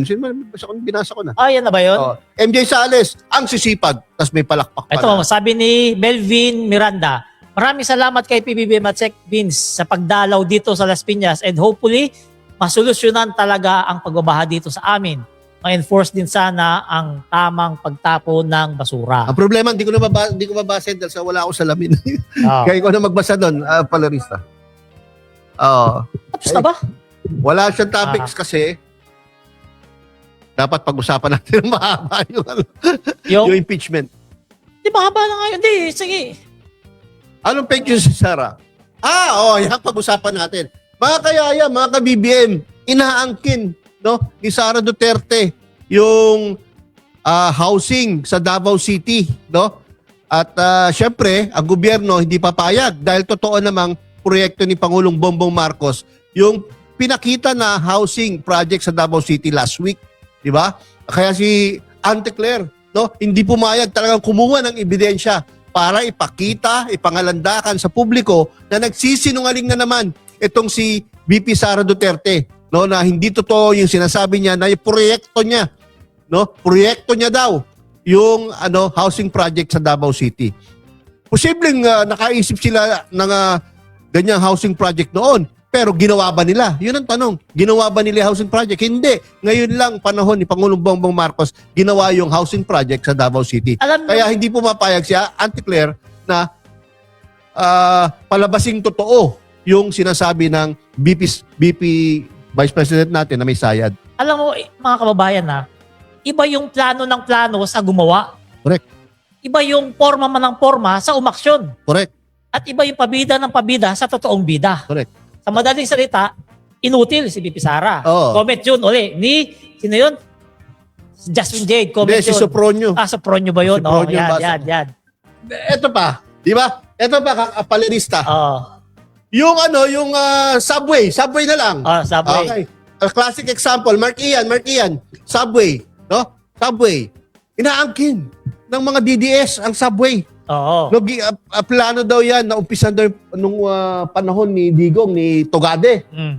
Kung yun ang magiging basihan natin na inumpisa nun, di sabihin natin, project yan ni Ferdinand Marcos Sr. Oo. Dahil ang subway na yan po, no, inumpisa ng pag-aaral niya ng JICA noong 1973 pa. Yung feasibility study Hindi pa tao si VP Sara. Palagay ko. 78 yan eh. 73. Hindi pa tao si VP Sara Duterte. Si Digong, namumulot pa lang ng basura yan. No? Namumulot pa lang ng basura si Digong noon. No? At nambubuli pa lang yan sa eskwelahan palagay ko. No? Plano na ng dating administrasyon ng tatay ni BBM yan. Kaya wala kayong pwedeng sabihin na kayo ang nag-isip o panahon ni Digong yung mga ganyang malalaking project. Alam mo yan, hindi mo masisisi VP Sara kung angkinin niya. Bakit? Kasi napakaganda naman. World class. Correct. Nakita mo yung building? Hindi substandard, halatang halata na ginasusan talaga. Oo. At yung bawat building, napakarami ng kwarto na pwedeng papakinabangan ng mga Dabawenyo. Oo. Ang masakit lang dyan, yung pabahay na yun, ang papasalamatan dun si PBBM. Kaya ayaw nila. At hindi yung mga Duterte Oo. na 40 years na. Oo. Kung di ako nagkakamali, 40 years na sila sa Davao. Na walang nagawang pabahay na katulad diba? yan. Kasi kung sila yung may project ng pabahay doon sa Davao City, dapat dati pa nila pinapakita, ito nagko-construct na. Ito may pintura na, ito may bubong na, ito tapos na. Bakit wala sila pinapakitang ganun? Correct. Kasi hindi pa presidente si BBM, wala pa sila nagagawang ganun. At yung mga kondo na pinapakita, napakaganda. Kaganda. Parang mas maganda pa sa kondo ko. Palerista, dyan sa di ba, sa Quezon City. No, parang mas maganda pa, no? Napakaayos at kumpleto. Talagang community ang gustong itayo ng Pangulo kapag nagtatayo Hindi siya lang ng basta housing. pabahay. Hindi lang basta pabahay. Gusto niya merong laruan para sa May mga bata. Magkakaroon ng eskwelahan. May eskwelahan, may simbahan, merong mga tindahan or sa Palengke, may komunidad. di ba? At malapit sa mga trabaho. Oo. No, para hindi malayo ang biyahe ng mga residente nung community na yon. Kaya inangkin, todo angkin. Oh, The kaya- design is very Oh. makapal. Kaya sobrang kapal. Sabagay, sanay na tayong makapal ang mukha si VP Sara Oh, di ba? At Duterte. hindi, Oh. napakaganda naman kasi talaga eh. Kahit Correct. ako, nakita ko ba, parang ang sarap maging Dabawin nyo ngayon na makakakuha ng mga unit Correct, ngayon. correct. Ang ganda talaga Kasi ng unit. makikita nila na yung binabatikos nila, magbibigay sa kanila ng pag-asa. Correct, correct. Sabagay talaga magaganda yung mga housing Maganda. projects. Kahit Diba yung napuntahan natin. napunta na saan ba yun? Laguna ba yun? Bulacan. Bulacan. Yung napuntahan natin, napakaganda rin. Mm. No? Dalawang kwarto. Correct. Middle class yung subdivision. Eh, no? Mm. Ang kagandahan nun palerista, ang baba lang ng babayaran. Mm. Kung di ako nagkakamali, wala pang 1,000 eh. Oo. Sa mga Monthly. housing ng gobyerno na nakita natin, no? 800, 900 lang ang babayaran monthly. Alam nyo, yung mga ginawa ni PBBM na pabahay, hindi mo masasabi na pang mahirap eh. Hindi talaga. Kasi tiles, Oo, di ba? correct. Ang gaganda ng gripo. Yung pintuan, hindi pipitsugin. Yung doorknob, hindi madaling masira. Maayos yung pagkaka-finish O talaga. yung bintana, hindi yung jealousy na ginaganon. Ganun lang. Sliding. Oo. Diba? Diyan mo makikita yung proyekto ni PBBM na pabahay talagang pang world class kaya inaangkin. Oo, yan. Yan Ah, yun eh. Yun ang totoo doon, inaangkin. Hindi kala Duterte yung pabahay dyan sa Davao City. Kay PBBM yan. Inaangkin lang nila. Hindi nila matanggap talaga. Masakit lang sa kanila. Dahil 40 years sila, wala silang na-provide na ganyang Masakit lang pabahay sa kanila. sa kanilang mga Oh, constituents. yung tinutuligsahan nila nagbigay ng pag-asa sa mga nasasakupan nila na hindi nila kayang tulungan. Ayan yan si PBBM. Trabaho lang ng trabaho. Naging presidente si Digong ilang taon. 6. Bakit hindi siya nagpatayo niyan? Correct. Puro forma eh. Puro Kaya forma. nakulong. Oo. Ha? Sabi nung Jake, kaya nakulong. Hahantingin na yan, hahantingin na. Napakatapang ng Jade na yun. Oo. Matapang Talagang na parang sawa na sa buhay. Oo. Oo. Baka di ka antigin yan ng Dito tayo pre. Dalaktawan natin itong DPWS nag-deploy ng yung whole government approach sa baha. Mm. Inuubo tuloy ako eh. Oh, alam niyo mga kababayan yung nangyaring baha rito sa atin, kaya hindi yan talaga masasabi natin na tumagal na talaga masasabi mo na lubog tayo sa baha. Dahil yan sa whole government approach ng ating gobyerno. Ibig sabihin, hindi sila nagpabaya kasi etong si Secretary Vince Dizon na hindi nagpapahinga, nag-deploy ng mga floating backhoes at amphibious excavator para sa mabilisang clearing operation diyan sa mga nangyayaring baha na natatabunan Kanina may ng bago basura. silang equipment na maganda. O yung dinadaanan ng basura. Yung skimmer Oh. na tawag ni General Torre, skimmer daw. Parang treadmill ng basura yun. Oo, parang pag dinaanan yung basura, nakukuha na yung mga basura, di ba? Tapos naiaangat agad yun. Napakaganda. Oo. Sana matapos agad, no? Yung ginagawa sa Baclaran, sa Redemptorist. Parang wala na. Pagdaan natin kahapon, wala Hindi, na yung marami pa rin. Di sa bungad na lang yun. Oo, hindi na katulad ng kahapon, no, na talagang grabe, di ba? Alam mo, kahapon talaga, naglabasan talaga yung mga tanga eh. Bakit? Kahit sa mga kapitbahay namin, ang dami nagpo-post. Ayaw ko lang patulan kasi hindi masyado nakapag-aral Ano sinabi ng mga tanga? ayaw ko lang masyado patulan kasi syempre kapitbahay namin, grade 1, hindi ko na pinatulan. Diba? Si PBBM, PBBM lang daw nangyari. Na ganyang karaming basura. Ang sabi niya, ang post na kasi, BBM legacy, puro basura. Duterte legacy, yung Dolomite. Ang caption niya, tama ba? Di binatay ko siya ng mga matatalino kasi bobo yung nag-post eh. Correct. Binatay ko siya. Alam mo, sabi niya, tingnan niyo yung caption, nagtatanong lang. Diba? Tama ba magtanong? Ganun ka ba kabobo? Hindi mo ba nakikita yung katotohanan? Ganun ka ba kabobo? Hindi. Bigan ko pa yun. Kaya hindi ako nag-comment eh. Diba? Unang-una, Magtatanong ka, hindi mo ba alam yung katotohanan? Unang-una, palerista, kapag nagkumpara ka, dapat Ako, baka mapanood niya to. nagkukumpara ka ng apples to apples Diba? or orange to orange. Ikukumpara mo yung picture ng Dolomite, no? Nang walang bagyo, maayos ang tawag ito, ang weather. Tapos kukumpara mo yung mga basura na kakatapos lang ng matinding baha. Syempre, magiging pangit nga naman yung mga basura, no? Oh. Pero nakita nyo ba yung Dolomite nung minsan bumagyo dyan sa, di ba? Oh. Natabunan ng mga basura din Puro yung Dolomite. At yung white beach na sinasabi nila, naging gray yun. Tinabunan na lang uli Oh. para patunayan lang na magaling si Digong. Pero sa totoo lang, waste of money lang po yung ginawa dyan sa Dolomite. Dahil kada na lang magkakaroon ng bagyo, no? Aanurin ng mga basura dyan at matatakpan ng gray sand ang Dolomite white sand na Tapos yan. tambakan na Oo. naman ng Dolomite. Oo. Gastos na naman. Gastos lang yung maintenance ito, dyan. pre. Awatin mo na kita. Ang ganda ng comment ng Jaswin, ha? Sabi niya. Kung comparison ang pag-uusapan, ito, pagkumparahin natin. Si PBBM, ang itsura ni PBBM, hindi makabasag ng pinggan. Okay? Samantalang si Digong, nabasagan ng pinggan. O, diba? Comment yun na. Binabasa ko na yung comment. Ibig mo sabihin, si Digong, hinampas ng pinggan. Sabi, kaya nabasag yung siguro pinggan yung sa mukha. pagampas ng pinggan, yung gilid pa. Kaya pala gano'n ang mukha. Ano? Comment po yung mga kabayan ng Jasmine, binabasa lang po namin yan, ha? Totoo yan. Kaya, Oo. kaya So, dapat gano'n. O balik tayo doon sa may baha, ha? Tingnan nyo mga kababayan, ha? May nadaanan ba kayong baha dito sa EDSA? Sa Wala. araw yan. May mga Wala. binabaha diyang parte. Oo, wala. Diyan sa Estrella. Matindi baha dyan kapag umuulan. So, sa hindi may... bumaha kahapon o nung makaraang araw? Wala. Dire-diretso. Okay. Dire-diretso. So, yun po ang example, ha? Na hindi kinukurakot ang pera sa panahon ni PBBM. Kasi yung baha nga dyan sa Estrella kapag matindi ang ulan, nawala. No. Yun yung sinasabi ko, palirista, fair is fair. O naman. Pumuna po tayo, punahin natin talaga ang gobyerno, si PBBM, sila Secretary Vince Dizon, no? Kung talagang kasalanan nila ang nangyari, Mm. no? Gawin natin sila accountable sa bawat desisyon nilang mali, no? Pero kung tama naman ang ginawa, katulad ng mga interventions na ginawa ng DPWH through Secretary Vince Dizon sa utos ng Pangulo, naging maganda ang sitwasyon, nag-improve. Yung mga dating binabaha ay hindi na binabaha ng sobra or kung binahaman, napakababa at mabilis humupang tubig, no? Dapat din naman po natin silang purihin. O no? naman. Tama ba ako mga ka-BBM? I-comment nyo nga kung tama yung sinabi ko. No? Di ba tama lang naman yun? Fair is fair. Di ba? At saka tingnan nyo, ano ba ang kasalanan ni PBBM para batikusin siya? Ako, wala akong maisip. Wala. Ano ba? Basura. Ang tanging kasalanan niya, mahal siya ng Pilipino. Correct. At Kaya saka, hindi siya mapatalsik-talsik.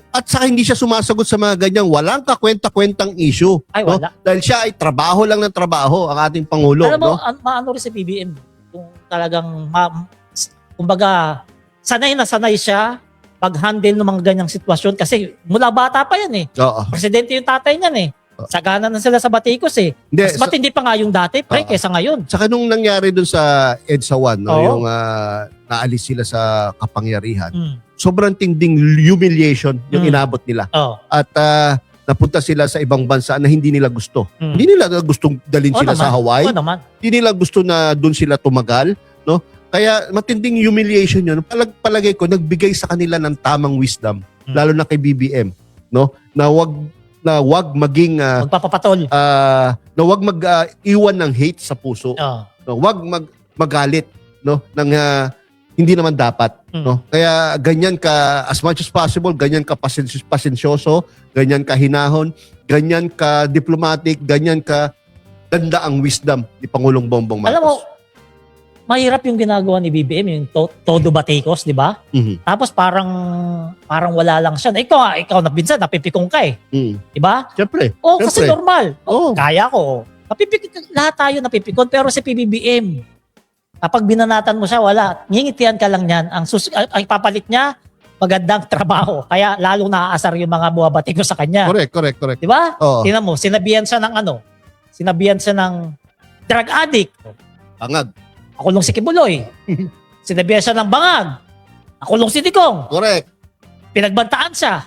Makukulong si Sara. Oo. Di ba? Oo. Yan yung mga... Tapos magnanakaw daw siya. Oo. Nakulong si Mike Defensor sa si Rodante Marcoleta. Di ba? Oo. Yan yung mga partida, ha? Partida. Hindi pa umuubo si PBBM dyan. Hindi pa. Hindi pa umiimik. Oo. What if pa kaya umimik yan? Oo. Pag nagalit pa, di ba? What if kaya magalit yan? Hindi pa galit. Oo. Oo. Dead ba pa yan, ha? Pero tingnan mo naman yung kapalit. Oo. Iyakan yung mga tanga, di ba? Correct. Hindi pa yan nagsasalita ng ganyan. Wala pa yan. Kaya wala na nagsasabi ata na weak leader no? Wala. Wala na. Nakakulong na yung sinasabi. Sino ba magsasabi nakakulong na? Ada magsasabi na week leader nakukulong eh. Oo, di ba? Hindi, yan nga. Ngayon ko lang nakita yan na wala pang sinasabi sa PBBM na kahit ano. Di ba? Tahimik Pero na tahimik. ang dami nang nakulong. Correct. Eh what more kaya kung magalit yan gaya ni Digong dati na nagmumura, nagbabanta, talagang galit na galit. Di ba? Ano na kaya kahinat na mga kalaban niya? Palirista, no? Gusto ko lang banggitin, no? Oh, Na yung sinasabi nilang daang matuwid, oh. panahon ni President Pinoy Pinoy. Aquino, no? Na sinasabi nila matino, no? Na presidente, maraming napakulong. Oh. Pero sa totoo lang po, mas marami pong napapakulong ngayon. Si Pangulong Bongbong Marcos. Ah. At mas malalaking isda po ang nakukulong ngayon. Sino pa bang mas malalaki kay Digong? Sino pa bang mas lalaki kay Apollo Kibuloy? Oh. No, napaka-powerful, napaka-influential people. No, especially Digong, na nung bumaba sa pwesto ay merong approval rating or trust rating na 92%. Di ba? Pero, no, hindi inalintana ng ating Pangulo yon dahil tingin niya talaga nagkasala. Dahil kailangan na panagutin, no, sa mga nagawa niya nung siya ay Pangulo. Yan ang weak leader. Yan ang weak leader nga. Diba? Kaya nakakulong na sila. Diba? Eh yung strong leader nila, ayun, nag-exercise, umihima sa rehas. Correct. So pag-usapan pa natin pre yung binulgar ni Sandro Marcos, baka makalimutan natin. Ayo nga. Yun nga Ha? sasabihin ko rin eh. Oo. Pero napakaganda ng interview ni Sandro Marcos sa 4 Alas ha. Alam mo, nagulat ka ba ro sa sinabi nila? Sa sinabing yun ni Sandro? Na hindi. Ako nagulat ako kasi sobrang kapal na mukha nung kumausap sa kanya. Ako hindi ako nagulat. Kasi alam ko Ganit talaga, ganit. kaya galit yan kasama sa galit ng mga Duterte, kasama na si VP Sara Duterte. Meron niyang hiniling Hindi mabigay. bago pumayag na maging vice presidente na hindi na ibigay ni Pangulong Bongbong Marcos. Una na diyan, yung dapat siya yung Department of National Defense Secretary. Hindi ibinigay sa kanya ni Pangulong Bongbong Marcos. At posible yung sinasabi ni Sandro, no, na hiningi 3 posisyon. Grabe, ganid. No? Ano yung Talaga. ano posisyon yun? Executive, secretary. Sobrang swapang Oo. sa kapangyarihan, mga kayaya, mga ka-BBM. Imagine, dapat sila daw ang mag-sabi kung sino ang executive secretary, kung sinong Senate President, kung sinong Speaker of the House. Kaya tama si Pangulong Bongbong Marcos eh. Nung nagkatinginan daw sila ni Sandro Marcos, no? After nilang lumabas sa meeting sa Malacanang, no, sa representative ni Pangulong Rodrigo Roa Duterte, no?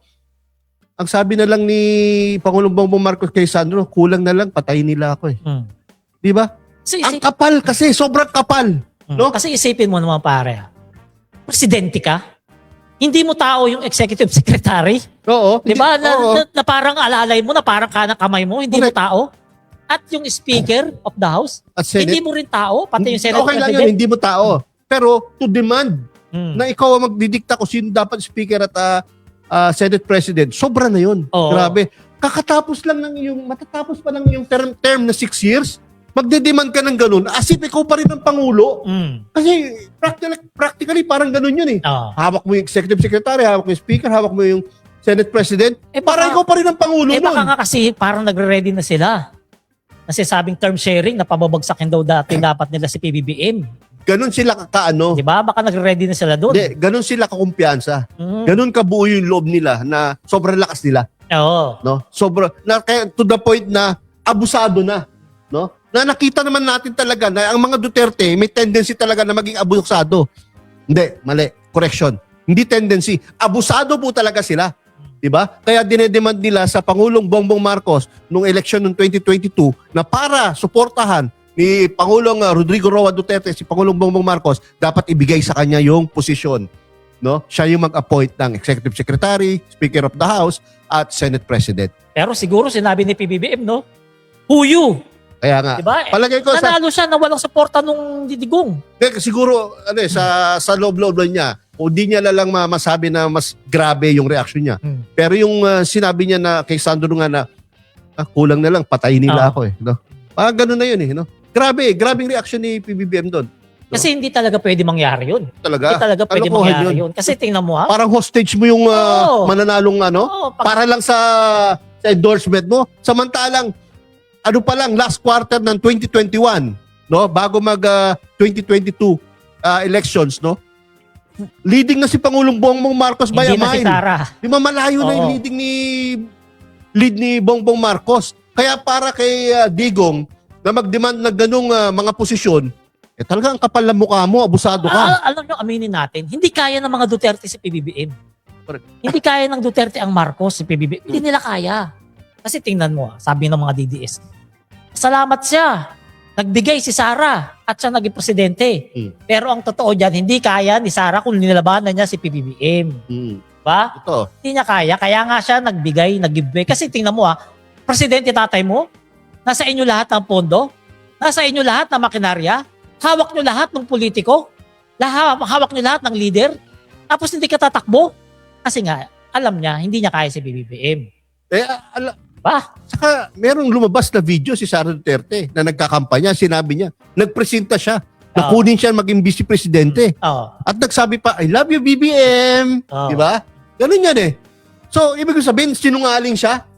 Di ba? Para sabihin niyang ganun na siya yung kinuha, sila yung nililigawan para mag-vice president kay BBM, no? So, which is which, no? Di ba? Alam mo, nakakalungkot lang talaga itong nangyari kay Sara. Binoto natin yan eh. Kaya nga. Di ba? Hindi lang binoto. Kinampanya pa natin Kinampanya, tapos pinaglalaban pa sa sa social media. Ilang dilawan yung binalahura ko para sa kanya. Correct. Ilang kakamping vlogger yung pinagbabanat-balata ko para sa kanya. Pero okay lang, laki naman kinita mo eh. Dati yun. And then, paldo talaga 2022 election. Paldo talaga ng ang laki na kinita ni Palerista nun. Pag sumahod ka ng 700k puta, mainit na ulo ni Mrs. eh. Hindi, balik tayo doon kay Sandro Marcos interview sa 4 Alas to. Doon mo makikita kung gaano kaganda ang pagpapalaki dito kay Sandro Marcos. Bakit naman? Napakatino, napakadesente. No? Talagang sinasabi nga gusto nga palabasin ni Alan Herman, isa sa 4 Alas, na napaka-low-key, napaka-simpleng tao, di ba? Pumunta lang sa studio ng 4 Alas na without much fanfare, no? Simpleng-simple lang. Kumbaga, walang red carpet. Walang red carpet, wala siyang entourage ng maraming tao na parang yung pagdating sikat na sikat sila, no? Hindi. Or parang ordinaryong tao lang muna pumasok sa studio. Kaya yung mga host ng 4 Alas, panay wow eh. Yung magsasalita si Sandro, especially yung pagiging mababang loob niya at yung pag sinishare niya yung mga kwento tungkol sa sinabi sa kanya ng magulang niya, no? Napapawaw silang lahat eh. Di ba? Alam mo, pansinin mo na lang kapag nasa HR tayo, di ba? Totoo. Tapos, makakasalubong natin si Sandro. Siyempre, mahihiya tayong batiin eh. Siya pa yung unang babati, malayo pa lang nakangiti na sa atin kahit hindi naman niya tayo kilala. Totoo yan. Siguro nagugwapuan sa ating tatlo. Diba? Mukhang hindi ako sigurado doon. Mahina to partner to. Hindi makapal mukha nito. Medyo tayo. Hindi. Pagbalik tayo dyan kay Sandro, tingnan mo na lang kapag lumalabas siya nakikita niya yung mga tao, diba? Sa dami na nagpapapicture sa kanya, hindi mo makikita yung mukha niya naiirita. Yung gusto mo na pumunta sa pupuntahan mo, gusto mo na kumain kung gutom na siya, pero yung dami nagpapapicture, hindi siya naiirita. Ibig sabihin, maganda papalaki sa kanya ng FL gaya kaganin niya. Si FL. Hindi nagagalit. Diba? Pagod na si FL. Nakita natin kanina, pagod na. Pero yung mga tao nagpapapicture pa rin, okay pa rin siya. Oo, naman. Okay pa rin siya. Talagang poise pa rin, ngiti pa rin talaga. Diba? Kahit halata mo na pagod, kasi senior na yun, is FL eh. Diba? Yung mga trabaho niya, hindi rin basta-basta. Ang masama lang talaga dyan, naghintay tayo sa baba, pwede pala natin masulong sa taas. Hindi, mahina tayo doon sa mahina. Bagong Pilipinas Studio. Binalikan ko naman sa mga comment niya eh. Mahina tayo doon. Pero palakpakan tenga ko Palerista. Di ba sabi ko, ma'am, Yayam po. Sabi niya, the famous Yayam. Nakatuwa, no? Ibig sabihin, kilala tayo ng FL eh. So basa tayo comment, basa. Teka muna, wag mo tayo magbasa sandali. Gusto ko lang ipaalala or banggitin yung naalala ko tungkol sa sinabi ni Sandro Marcos. Nung after daw ng Palerista, after ng inauguration ni Pangulong Bongbong Marcos, di presidente na. Di ang dami na nilang hagad. Ang haba na ng entourage, yung mga convoy, di ba? Sabi ni Sandro sa tatay niya, this is crazy. Parang, paano ako magiging used to this kind of life, no? Sabi niya. Sabi ni BBM, wag. Sabi niya, wag kang masanay. Kasi the moment na nasanay ka sa ganyan, parang nasira ka na. So, dapat hindi daw pakampante at hindi mag-feeling na como anak ka ng presidente ay mataas na tao ka na, malaki ka na. So, kaya grounded talaga sila magkakapatid eh. Alam mo, wala sa mga anak ni PBBM yung mga yung mga bastos eh. Yung mga Duterte na mga magkakapatid. Kasi tingnan mo si Bini. Na mamukhang kriminal. Tingnan mo si Bini Ang layo. Tingnan mo si Bini anak ng presidente. Pero nag-i-skateboard sa mga ordinaryong mga parke-parke kasama yung mga ordinaryong mga nag-i-skateboard. Totoo. 'Di ba? Hindi siya yung anak ko ng presidente, huwag kayo sasabay sa akin, ako lang muna mag-skateboard. Hindi pa importante. Nagsusurf yan, nagsurfer yan. Alam mo yun, pag nag-skateboard, hindi maiwasan yung magkakabangga, magkakasalubong, magkakasagian. Normal lang siya, hindi siya nagagalit. Hindi niya sasabi, anak ko ng presidente, huwag mo akong sagiin. Ganun sila, diba? Napaka-low profile. Kahit naman si Simon, di ba? Sobrang mahihain nun. Pag nandiyan siya, yun ang pinakamahihain sa lahat. Parang nakaupo lang siya sa tabi, no? Hindi nag-ano ng special treatment. No? Actually, si Sandro ganun din. Hindi rin naghahanap ng special treatment kung saan man siya pumupunta. Alam mo si Bini nga, di ba nakita natin nung December sa Malacanang? Ang dami mga bata. Pinag-apira niya lahat. Diba? Nakikihalubilo siya, picture taking.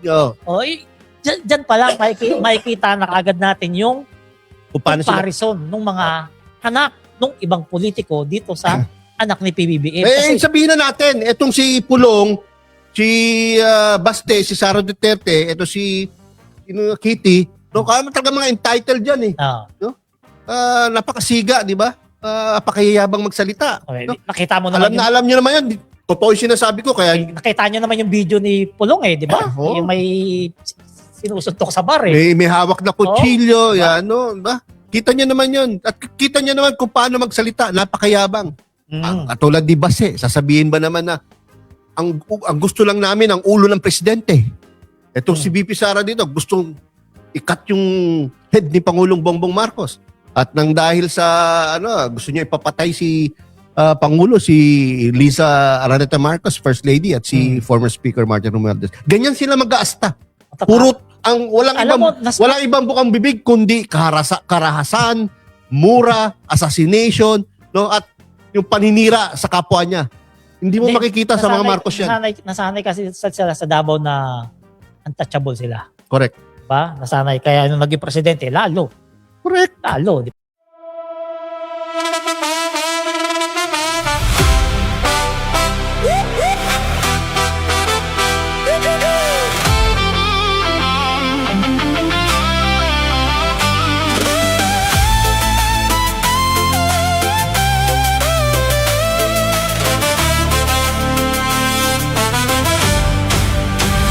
Sa bawat pagsikat ng araw, ikaw ay nandyan.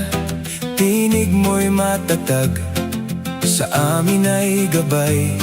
Pag-asa ng bayan, pangakong totoo. BBM, isa kang totoong tao. Sa mahirap at api, ika'y sumusuporta. Tapat mong paglilingkod, lahat kami nakakita. Sa iyong pamumuno, bayan ay umaangat. Bagong Pilipinas, pangarap ay tapat. Ikaw ang aming BBM, Pangulong matapat. Sa puso ng masa, itinaangat ating watawat. Sa hirap at ginhawa, ika'y kasama. Pilipinas ay babangon, dahil ikaw ang pag-asa. Mula Luzon, Visayas, hanggang Mindanao, boses mo'y umaabot, dala ay pag-ahon. Magtulungan, magkaisa, sabi mo sa lahat, para sa bayan, ikaw ang aming alamat. Ang pangarap mong bansa, taas noo, masagan.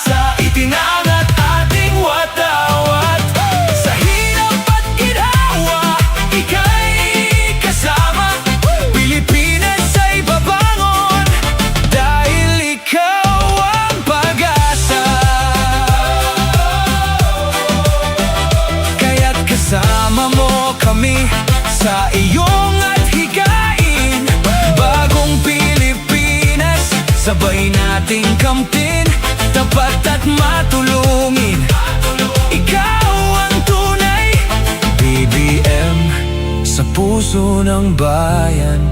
Ikaw ay